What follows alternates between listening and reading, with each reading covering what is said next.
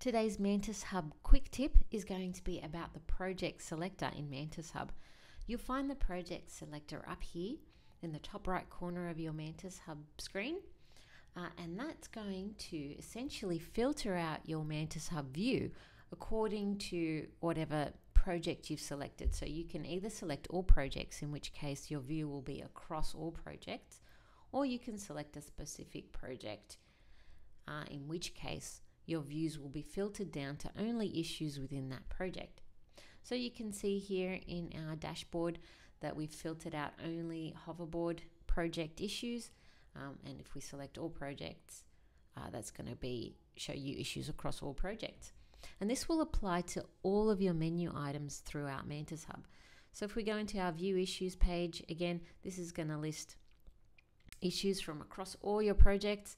And the same with your filter, it's going to be applied to whatever you've set in your project selector. One thing also to note is that your filter settings will be remembered. So if I then hop into an old project, a different project, it's going to show me the filter settings that I last set up when I was in that project. So if I say don't want to hide closed and I apply that here, it's going to show me according to that filter. If I go back to hoverboard, it's going to show me the same filter. Let's just say I wanted this assigned to anything assigned to myself, which is nothing, but it will remember that. If I go back into I Heart Mantis, it's again that status hidden. So same with report issues.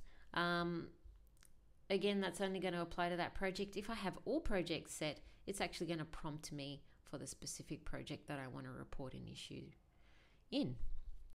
The last area which is important in regards to the project selector is your manage page in particular.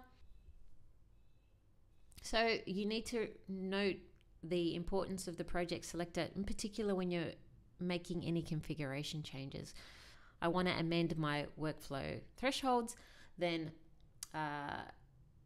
any changes I make will be applied to all projects in this case, because I have all projects set. Or if I want something configured only for that specific project, I need to make sure my project selector is set correctly. And that's it.